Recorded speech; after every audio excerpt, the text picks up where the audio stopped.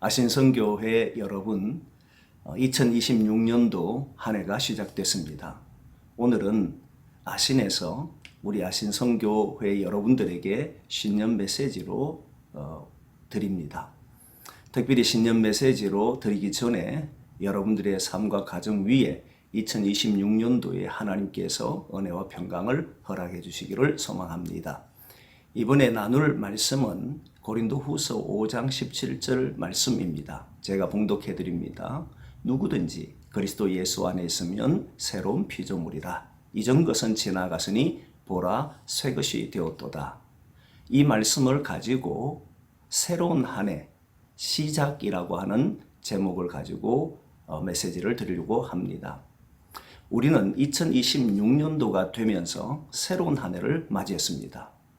새로운 한 해를 맞이하고 우리는 새롭다, 새해다, 그리고 새로운 해가 시작됐다라고 말을 합니다.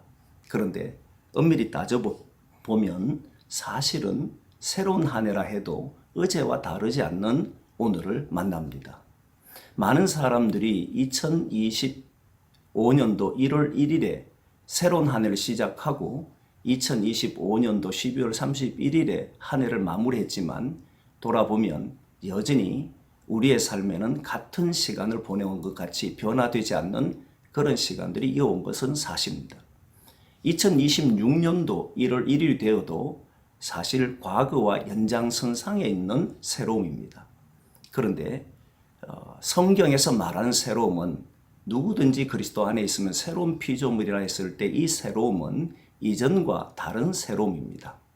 예수님께서 이 땅에 오셨을 때 육신의 몸을 입고 오셨는데 육신의 몸으로 이 땅에 오신 이 사건은 이전에 어떤 것으로도 비교할 수 없는, 유비할 수 없는 새로움이었습니다. 질적으로 다른 새로움을 가지고 오셨지요. 그리고 예수님께서 이 땅에 부활을 하셨을 때 십자가에 달리시고 부활하셨을 때에도 그 부활은 이 세상에 그 누구도 경험해보지 못한 부활이었습니다. 완전히 전적으로 다른 새로운 세계를 보여주셨던 것이죠. 세상에 오실 때에도 성경은 분명히 이야기합니다. 어둠 속에 빛이 비쳤다고. 이 세상이 어둠이라겠다면 빛으로 세상을 비추었기 때문에 이 빛으로 오신 예수님을 이전과 다른 전적으로 다른 질적으로 다른 존재였다는 것을 말을 하는 겁니다. 우리가 예수 그리스도를 믿는다는 것은 과거의 연장선상에서 새로운 한 해를 맞이하는 것이 아니라 주님 안에서 새로운 한 해, 즉 다시 말하면 질적으로 다른 한 해를 맞이한다는 말입니다. 인간은 사실 과거에서 벗어나기는 어렵습니다. 그러다 보니까 오늘날 우리가 만나는 이런 새로움이라고 하는 단어를 써도 사실 과학이 발달하고 세상이 많이 발전함으로써 전혀 새로운 세상, 과거와 다른 새로운 세상 속에 저희들이 살아가는 것처럼 보이지만 그래도 그것은 과거에 기반을 둔 새로움입니다. 지금 스마트폰뿐만 아니라 엄청난 세상이 발전됨으로써 이전에 경험하지 못한 세상을 우리는 경험합니다. 그래도 그것은 과거의 연장선상에 있을 새로움뿐입니다. 그러나 주님이 우리에게 새로운 피조물이라고 말씀하실 때 이 새로운 피조물은 전적인 새로움을 이야기합니다. 단순히 새로운 날이야, 우리는 새로운 한 해를 살아가야 하는 것이야 라고 하는 기대의 말이 아니고 주님 안에 있으면 새로운 한 날로서 시작하는 겁니다. 그래서 오늘 본문에 보면 이전 것은 지나갔으니 보라 새 것이 되었도다 라고 말을 하는 겁니다. 이전 것은 지나가고 오늘부터 새로운 날이 되었다는 거예요. 여러분 주일을 우린 지납니다. 주일을 지나면서 주일이 되면 우린 보통 주일을 지키는데 이 주일은 거룩한 날이기도 하지만 사실 그날은 예수님의 부활하신 날을 기억하고 우리도 주님의 부활에 동참하며 주님의 역사를 위해서 살아가는 사람으로서 한 날을 맞이하는 겁니다. 과거에 반복된 한 날이 아니고 이제 한 주간을 시작하면서 주님의 부활에 동참하기 때문에 새로운 날을 우리는 맞이하는 겁니다. 기독인이 새로운 피조물이 되었다는 이 인식을 갖고 살아가게 되면 어떻게 살아가느냐 하면 과거와 단절된 과거가 이어지는 삶, 과거의 연장선상에선 오늘을 맞이하는 것이 아니고 주님 안에서 새로운 한날인 것을 인식하고 그것을 믿음으로써 행동하게 되는 것이 신앙인입니다. 신앙인의 사고가 독특합니다. 신앙인은 분명히 과거에서 오늘로 걸어갈 수밖에 없는 한 인간에 불과하지만 그리스도 예수 안에 있으면 우리는 모든 사물과 현실과 현재를 새롭게 봅니다. 과거에 이어진 현재가 아니라 오늘부터 새롭게 주어지는 한날이라는 것을 기억합니다. 이런 생각을 해보면 우리가 새로운 한 해가 주어졌다라고 했을 때 2025년도에서 2026년으로 넘어오는 과거에서 이어져 오는 한날이 아니고 한 해가 아니고 우리는 새로운 한 해, 주님 안에서 이전과 다른 새로운 한 해를 만난다는 사실을 알게 됩니다. 그럼 어떻게 살아가느냐라고 하면 여러분 지난 해까지 2025년까지 어떤 일이 있었는지는 우리는 각자의 삶에서 주어져서 알고 있지만 그러나 그 속에서 보면 때로는 실패하기도 하고 넘어지기도 하고 아파하기도 하고 성공해서 기뻐하기도 하고 그리고 여러 가지 많은 일들이 지난 시간에 있었습니다. 그러나 예수 그리스도 안에서 새로운 피조물이라고 믿는 사람들은 오늘부터 새롭게 시작하기 때문에 과거의 것은 과거로 돌립니다.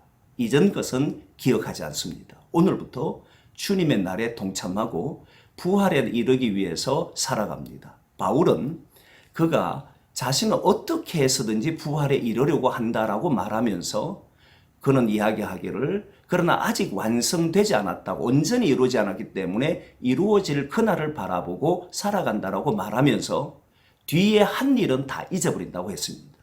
지금까지 자기가 한 일을 다 잊어버리고 앞에 것을 잡으려고 달려가노라라고 말했던 사람이 바울입니다. 이는 예수 그리스도 안에서 바울이 분명히 알게 된 것은 우리는 주님 안에서 한날이 새롭다는 겁니다.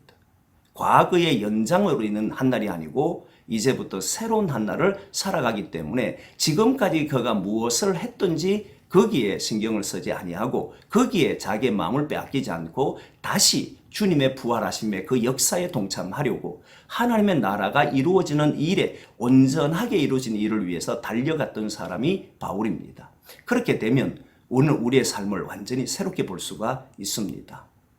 과거에 실패했던, 성공했던, 잘했던, 못했던, 자기 마음에 정말 살아오면서 상처를 입었던, 괴로웠던 이 모든 것을 뒤로 하게 되고 이제부터 새롭게 시작하는 겁니다.